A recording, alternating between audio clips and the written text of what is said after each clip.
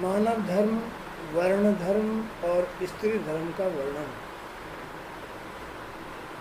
श्री सुखदेव जी ने कहा, परीक्षित, प्रहलाद के पवित्र चरित्र को सुनकर युधिष्ठिर को बड़ा आनंद हुआ। उन्होंने नारद से पूछा, भगवान, आप मुझे वर्णाश्रम धर्म और मनुष्यों के सनातन धर्म के विषय में बताइए। मतलब जाति धर्म, जाति 4 वर्ण है, ब्राह्मण, क्षत्रिय, वैश्य और शूद्र। तो इन चारों का धर्म क्या है? ब्राह्मण का धर्म क्या है? वैश्य माने बनिए, जो जात कमाने वाले, व्यापार करने वाले लोग होते हैं वो वैश्य कहलाते हैं।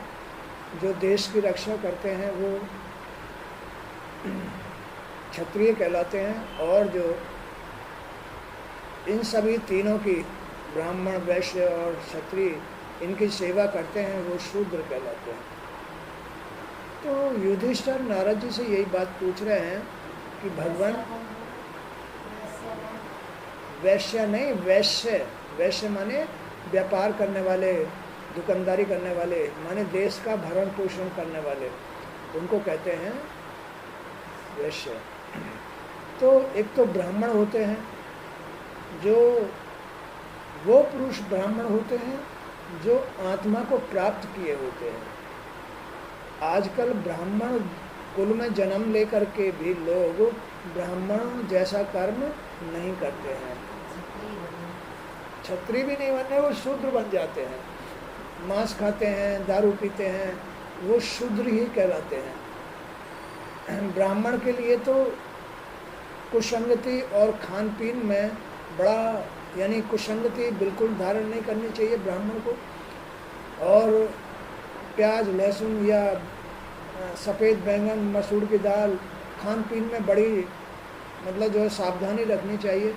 ये ब्राह्मण धर्म होता है। क्यों? क्योंकि ब्राह्मण भगवान का भी पूजनीय है, भगवान का पूजनीय होता है ब्राह्मण। ब्राह्मण वही ब्राह्मण कहलाता है जो ब्रह्म स्वरूप हो जाता है, वो ब्राह्मण जो जो आत्मा को प्राप्त कर लेते हैं, भगवान उनकी ही पूजा करते हैं, यानी आदर, उनका ही आदर करते हैं।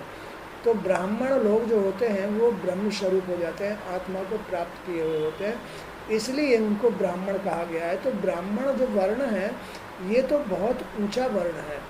ब्राह्मण का जो कर्म है वो शिक्षा लेना, शिक्षा देना, भीख लेना, भीख मांगना, उससे भरण पोषण करना। हाँ, पाप नहीं लगता है ब्राह्मण को, भीख मांगने में पाप नहीं लगता। भीख मांगना कोई मतलब बुरा कर्म नहीं है। भीख मांगना ये ब्राह्मण का धर्म है। लेकिन अब क्यों धर्म है? क्योंकि ब्राह्मण को ना तो व्यापार करना बताया है भगवान ने, ना खेती करनी बताई है, ना हल जोतना बताया है ब्राह्मण के लिए। ब्राह्मण को बड़ा सदके रहना पड़ता है, क्योंकि किसान जब हल जोतता है ना तो बहुत सारे कीड़े मकोड़े मर जाते हैं। हाँ, बैल को भी मारता है। तो इसलिए ब्राह्मण को कुछ भी, तीनों जो वर्ण हैं, वैश्य, क्षत्रिय और शूद्र, ये नहीं करना पड़ता। उसे देश की रक्षा करने का अधिकार नहीं है, वो तो क्षत्रिय को है। उसे व्यापार करने का अधिकार नहीं है, वो तो वैश्य को है। उसे मतलब देश की सेवा करने का अधिकार नहीं है, क्योंकि वो ब्राह्मण है। तो ब्राह्मण केवल क्या कर सकता है? वो प्रकांड पंडित होता है। वही प्रकांड पंडित होता है जो आत्मा को प्राप्त कर लेता है। आत्मा को प्राप्त किए हुआ ब्राह्मण वही प्रकांड पंडित कहता है। 2.5 अक्षर प्रेम का पढ़े सो पंडित हो। 2.5 अक्षर प्रेम का वो क्या है? 2.5 अक्षर राम, राम 2.5 अक्षर है। रे आ आधा अक्षर मैं, राम, राम ही नारायण परमात्मा हैं। तो 2.5 अक्षर प्रेम का पढ़े सो पंडित हो। तो जो इन 2.5 अक्षरों का रूप धारण कर लेता है, आत्मा को धारण कर लेता है, बस वही पंडित होता है, वही ब्राह्मण होता है। तो भगवान नारद यानी युधिष्ठिर ने नारद जी से पूछा, भगवान आप मुझे वर्ण आश्रम धर्म और मनुष्य का सनातन धर्म के विषय में बतलाइए। अब मनुष्य का सनातन धर्म क्या है? अब ये तो मैंने चारों बात बता दी कि वर्ण आश्रम, वर्ण है 4, ब्राह्मण, क्षत्रिय, शूद्र और वैश्य। लेकिन इनके अलग अलग कर्म हैं। ब्राह्मण के अलग कर्म हैं, वैश्य के अलग कर्म हैं, क्षत्रिय के अलग कर्म, शूद्र के अलग। अब उन्होंने पूछा है कि मनुष्य के सनातन धर्म क्या है? मनुष्य का सनातन धर्म क्या है? संस्कृति क्या है? सनातन धर्म है सिर्फ भगवान की शरण में रहना, सनातन धर्म के साथ संसार में रहना, सनातन धर्म के साथ माने भगवान के नियम धर्म को धारण करना, ये सनातन धर्म है। अपनी संस्कृति को नहीं भूलना। जो पहले मतलब जो है हमारे ऋषि मुनि या बुजुर्ग लोग सनातन धर्म को अपनाते आए हैं, उस पर ही चलना। तो ये मनुष्य का सनातन धर्म है। कलियुगी, आज कलियुग है, कलियुग में सनातन धर्म छुपता चला जा रहा है, कलियुग धर्म उभरता चला रहा है। क्योंकि धर्म से ही मनुष्य को ज्ञान की प्राप्ति होती है। किससे? क्योंकि सनातन धर्म से ही मनुष्य को ज्ञान की प्राप्ति होती है और भगवान के प्रति प्रेम की भावना जागृत होती है, सनातन धर्म से ही। नारद जी, आप स्वयं ब्रह्मा जी के मानस पुत्र हैं और आपकी तपस्या, योग, समाधि के कारण वे अपने दूसरे पुत्रों की अपेक्षा आपका अधिक सम्मान भी करते हैं। युधिष्ठिर पूछ रहे हैं नारद जी से, कह रहे हैं कि आप ब्रह्मा पुत्र हैं और ब्रह्मा जी आपको अन्य पुत्रों की अपेक्षा ज़्यादा प्रेम करते हैं। आपके समान नारायण के रहस्य को जानने वाला कदाचित कोई नहीं है। युधिष्ठिर कह रहे हैं नारद जी से कि आप नारायण के रहस्य को जानते हैं, नारायण के रहस्य को जानते हैं कि आखिर नारायण है क्या, नारायण है क्या, कहाँ रहते हैं, क्या करते हैं। इस रहस्य को आप सबसे ज़्यादा जानते हो। नारद जी ने कहा, युधिष्ठिर, अजन्मा भगवान ही समस्त धर्मों का मूल है। अजन्मा भगवान कभी जन्म नहीं लेते हैं, प्रकट होते हैं। कैसे प्रकट होते हैं? जो उन्होंने ये शरीर बनाया है, जो ये संसार बनाया है, इसमें सनातन धर्म से प्रकट होते हैं। सनातन, और सनातन धर्म छुप जाने से वो भी छुप जाते हैं। ऐसे ही शरीर की बात है, ऐसे ही घर गृहस्थी की बात है। जहाँ सनातन धर्म होता है वहीं भगवान प्रकट हो जाते हैं। वो कहीं जन्म नहीं लेते हैं, वो तो कर्म धर्म में से, धर्म कर्म में से स्वतः ही प्रकट हो जाते हैं। अब समझ लिया भगवान कैसे प्रकट होते हैं? धर्म कर्म में से स्वतः ही प्रकट हो जाते हैं, प्रकट होते हैं। भगवान की सेवा करना, किसी भी रूप में सेवा करना, भगवान पर तुलसी का पत्र चढ़ाना, शिवलिंग स्नान कराना, बड़ों की सेवा करना, बूढ़ों की सेवा करना, अतिथि की सेवा करना, ये सनातन धर्म है। इन सनातन धर्म से भगवान स्वतः ही प्रकट हो जाते हैं।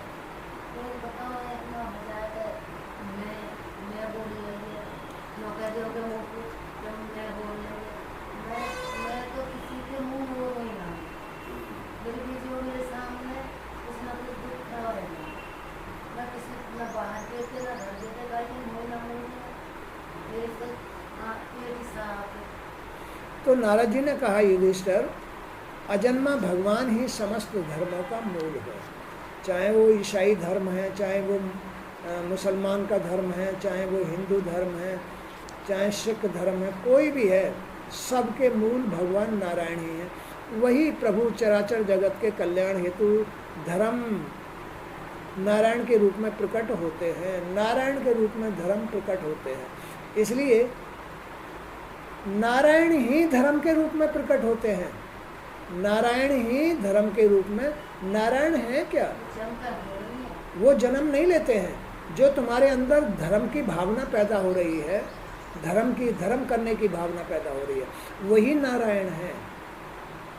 धर्म कर्म में ही नारायण का वास होता है। मैंने उन्हीं नारायण भगवान के मुख से सनातन धर्म का वर्णन सुना था। मैंने, नारद जी कह रहे हैं युधिष्ठिर से कि मैंने उनके ही मुख से सनातन धर्म का वर्णन सुना था। सनातन धर्म, इसके सनातन धर्म है क्या, उसे मैं तुम्हें सुनाता हूँ। युधिष्ठिर, सर्ववेद में भगवान श्री हरि को जानने वाले महर्षियों की स्मृतियाँ व कर्म धर्म के मूल आधार हैं। श्री हरि को जानने वाले महर्षियों की स्मृतियाँ व कर्म धर्म के मूल आधार हैं। कर्म धर्म के मूल आधार क्या है? श्री हरि। श्री हरि, हरि माने नारायण, नारायण माने धर्म। हर मनुष्य का जो धर्म है वो नारायण पर टिका हुआ है। नारायण ही धर्म है। धर्म पर ही आदमी की स्मृति टिकी होती है, याददाश्त, निरोगता, कर्म, सबके आधार है श्री हरि नारायण। शास्त्रों में धर्म के 30 लक्षण कहे गए हैं। 30 लक्षण अपना लो उनको। क्या है वो?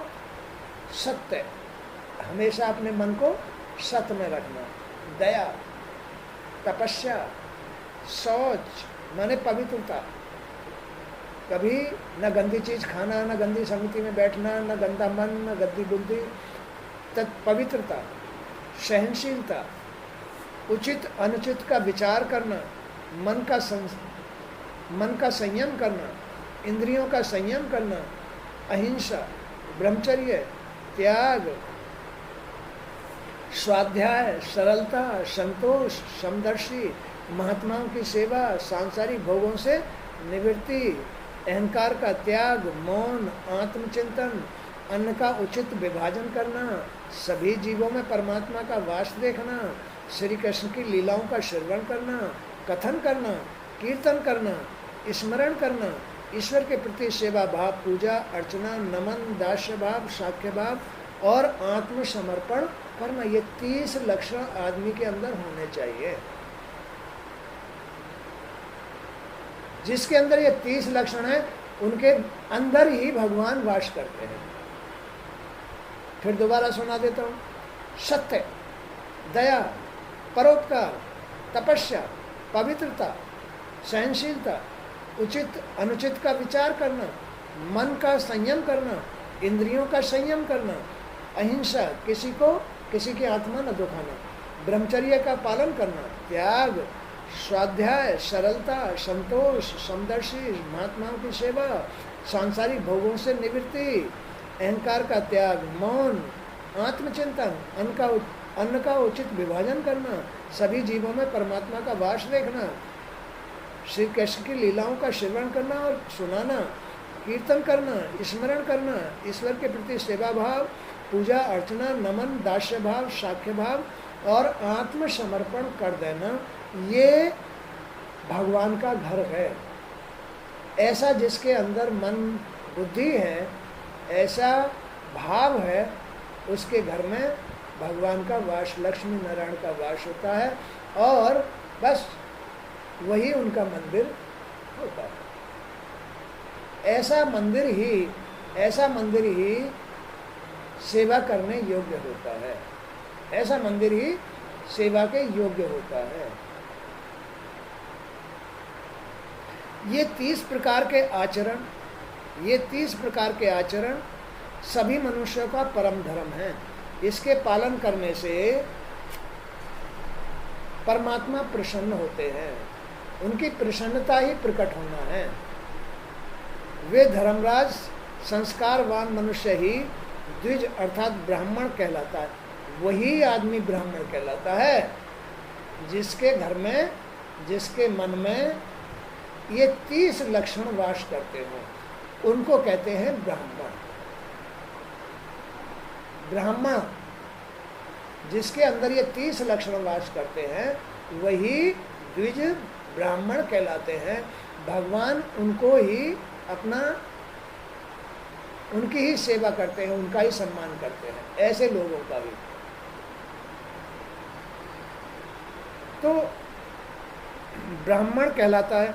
ब्राह्मण अपने जन्म और कर्म दोनों से शुद्ध होता है, जन्म और कर्म दोनों से शुद्ध होता है। वह नित्य यज्ञ, अध्ययन, अध्यापन, दान, ब्रह्मचर्य आदि का पालन आश्रम में रह के करता है।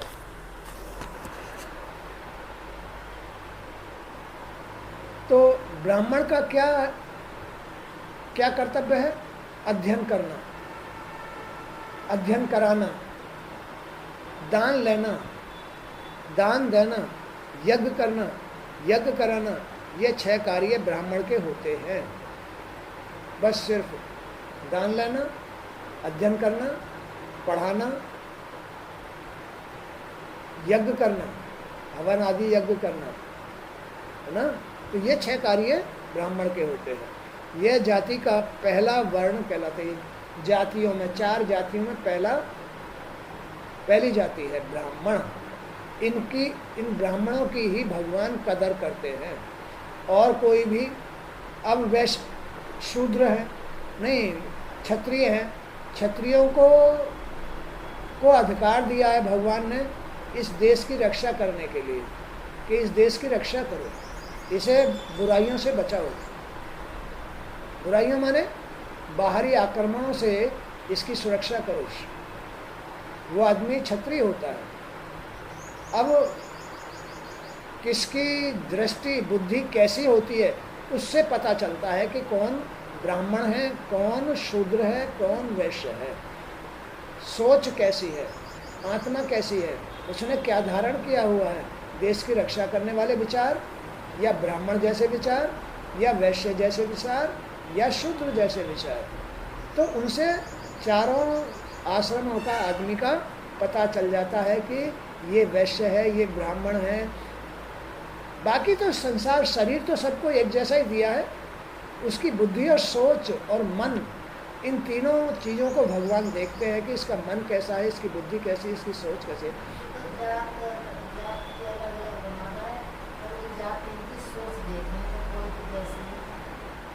अब जाति का दूसरा वर्ण है क्षत्रिय। अभी जैसे ब्राह्मण के विषय में बता दिया, अब क्षत्रिय, इसका कार्य रक्षा करना है। क्षत्रिय दान नहीं लेता, क्षत्रिय को कभी दान नहीं लेना चाहिए। क्षत्रिय जैसे जो देश की रक्षा करते हैं, यही क्षत्रिय हैं। और क्षत्रिय, हाँ, तो रक्षा करने वाला कभी भी दान नहीं लेता है। ये तो दान लेना या दान देना, ये तो ब्राह्मण के लिए होता है। लेकिन क्षत्रिय को कभी दान नहीं लेना चाहिए, अपितु दान देना चाहिए। प्रजा की रक्षा करने वाले क्षत्रिय का जीवन निर्वाह प्रजा से कर लेकर होता है, प्रजा से कर लेकर के। प्रशासन व्यवस्था का उत्तरदायित्व क्षत्रिय अथवा राजा पर होता है। यह दुराचारी और अपराधी व्यक्ति को दंड भी देता है, क्षत्रिय। ऐसे ही अब तीसरा वर्ग वैश्य। वैश्य सदैव ब्राह्मण और राजा का अनुयायी होता है, क्षत्रियों का अनुयायी होता है। वैश्य ब्राह्मण और क्षत्रिय का अनुयायी माने मानने वाला होता है। वह गौरक्षा, गौपालन, कृषि पालन, व्यापार से अपनी जीविका चलाता है। चौथा वर्ण शूद्र है। चौथा वर्ण क्या है? शूद्र। शूद्र का धर्म है कि वह पूर्ण निष्ठा के साथ समाज की सेवा करे। शूद्र का, शूद्र वर्ण का अधिकार है कि वो कि पूर्ण निष्ठा के साथ समाज की सेवा करे। उसकी जीविका का निर्वाह उसका स्वामी करता है। उसके स्वामी कौन है? कि तीन वर्ण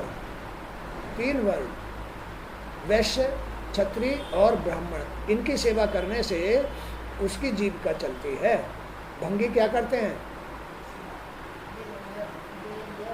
साफ सफाई। तो हाँ, तो ये इनकी जीविका इनसे चलती है।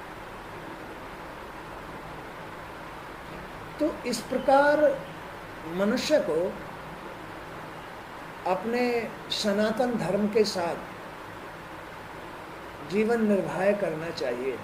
उसे ये ज्ञान होना चाहिए कि ब्राह्मण को भगवान ने क्या अधिकार दिए हैं, क्या करना चाहिए, उसका धर्म क्या है। वैश्य को भी ये जान लेना चाहिए कि मेरा वर्ण आश्रम धर्म क्या है। क्षत्रिय को भी ये जान लेना चाहिए कि मेरा वर्ण आश्रम धर्म क्या है। शूद्र को भी जान लेना चाहिए कि मुझे किस अधिकार के साथ रहना चाहिए।